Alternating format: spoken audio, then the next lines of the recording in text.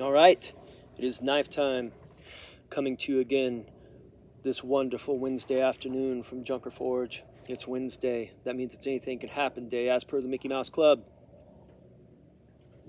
And I'm going to ask you guys to run on over to my buddy's channel if you're into the EDC type gear. My buddy Suburban Ninja EDC. He covers all kinds of cool stuff, bags and organizers and lights and some knives and stuff I don't get into. And he's a really good person, and he's Uncle Junk approved, and he sent me and Move On a couple stickers, so that makes him even cooler. Yeah, for real, check him out. Good times. So somebody asked me in my comments the other day, they were like, or yesterday actually, they were like, hey, what's a good bushcrafting knife? You know, I want to get like one of the best bushcrafting knives. And I thought about it for like 4 minutes, and I was like, well, you know, the Mora Garberg is good in carbon steel. It's got a good full tang on it. It's a good price, you know, between 70 and 100 bucks, depending on where you get them, what time of year, blah, blah, blah. And I was like, but also the Cold Steel SRK, that is like a venerated, well-known, tried and true abused knife that keeps on ticking. And so I suggested that, and then, you know, I've been thinking about it, you know. And another one I would like to add to that, and it's a higher price point, but there are reasons for that. And a lot of people know what the reasons are, but I'll get into those a little bit. And this is actually like one of my, a model of knife I really dig. We're going to get into it here. The ESEE Rowan design, made in USA by ESEE Knives.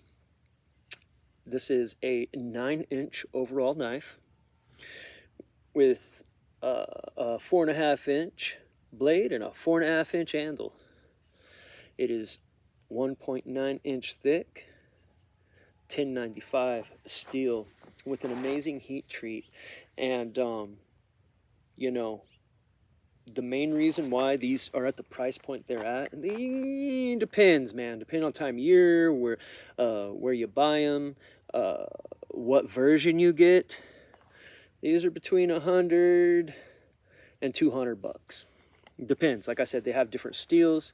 This is the contoured micarta handle, and this is my favorite version of the EC4.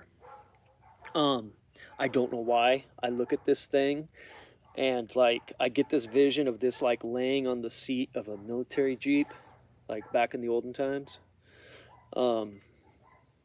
Just that, you know, that olive drab and that good old color, and like the grooves that are machined to this thing remind me of like a broom handle Mauser grip. And I think that's why this is like one of my favorite versions of this knife. My favorite version of this knife. It's been carried a ton. You can see where I've bumped into everything. It's only cut up meat and stuff, and done light duty work, because I just carried this as like a little pocket knife for a while. It comes in all different versions. If you don't want a green one, they come black. They come in these come in like every version you can imagine. This one just has block G10 scales. It fills up your hand a little bit more. Some people might like that better than this. You know, it's got a little bit of a different, same knife, different scales. You know, both good.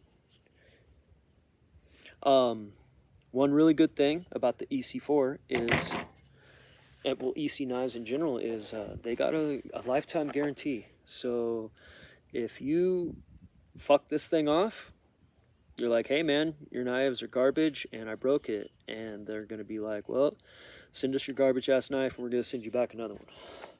I've never done it. And I've tried. I have several ECs. I mean, dude, I've hella Model 4s. I don't know why. There's just something about the 4 I really like. It feels really good in my hand. It tucks away really well. Kind of pricey now. Like, they're kind of pricey, but I'm not affiliated with this company or anything. Not ESEE, but the company I'm about to tell you about or anything. But if you go on Blade HQ and you look up EC4 and you click on it, and they'll show you like a particular Model 1, and then you look underneath it, and there's so many different versions of this, different color blades, different color handles, different shapes it handles, different contours it handles, different handle materials. G10, micarta. Yeah. And so it's like, you know, you could pick your flavor. I kind of like that. One thing I would really appreciate, and you know, they may, but I've never really done too much research in it, is I think it'd be cool if they made a non-coated 1095 version of this knife. I believe they make like an S90V or whatever that has a plain blade, but it's stainless. And if I'm out in the wilderness, there's not too many stainless blades I would bet my life on. Because when you're doing a through heat treat, like most knife companies, production knife companies do, like, in my opinion, the more reliable steel is going to be the good old 1095. You know, it's good stuff. I got oil mine. It's got a little bit of surface stuff going on there. But yeah, the EC4, this will do so much. This is another one of those really perfect EDC utilitarian belt knives. You can carry this every day. This is a great camp knife.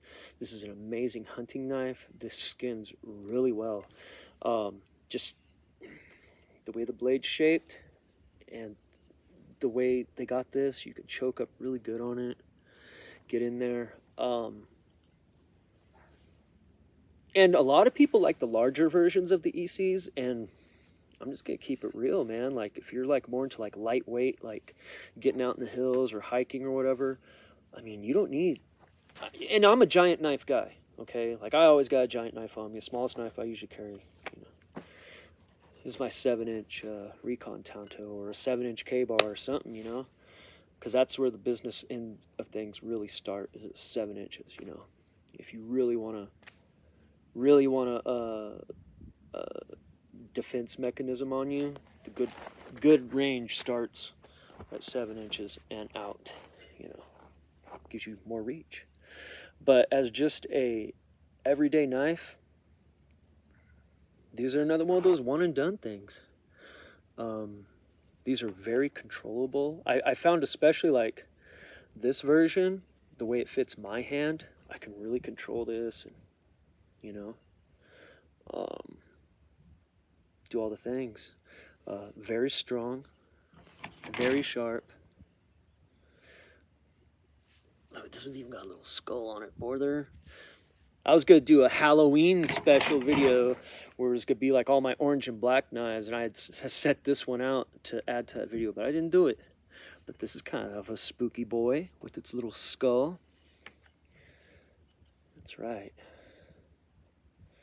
Randall Adventure Training since, does that say 1997? Since 1997. Almost 30 years, 28 years. They've been teaching people how to survive better. I have so much EC stuff, man. I have arrowheads of theirs. I have fire starters of theirs. I have these cards that show you the SOS codes and how to figure out all navigation and all the things, man. Like, and be prepared. Be prepared. And if you need to, they're like one of those companies that could help you be more prepared. Like, they have a lot of survival gear, you know, and it comes at a price because, you know, it's EC. But just keep in mind, your initial price you pay for this, just know that, like, unless you lose it, you're always going to have a knife. Because if you break it, if it messes up, they're going to replace it for you. So there it is. Yeah. And you know, the way things are going in the knife world, how many companies have folded up over the last few years? Jeez. whatever knives I want lately, I'm getting, because you never know how much longer they're going to be around. But I have a feeling ESEE will be with us a long, long time, which would be good if we're going to rely on that lifetime warranty, right? Oh, yeah. So, yeah. EC4. The dude that asked me the question in the comments, this is yet another amazing bushcraft option. This isn't just a bushcraft option. Like I said, this is like one of those perfect belt knives, do anything pretty much that you'll need a knife to do. Yeah, and like I said, lots of different flavors. Mine's banged up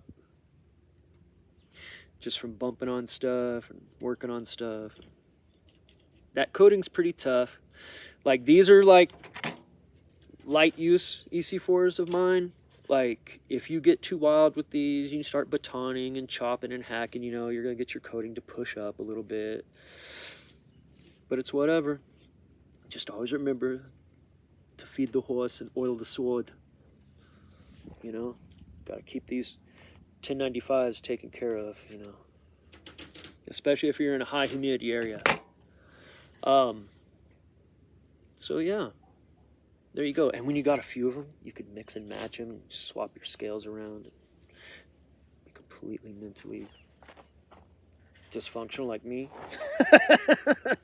Yeah, so there it is.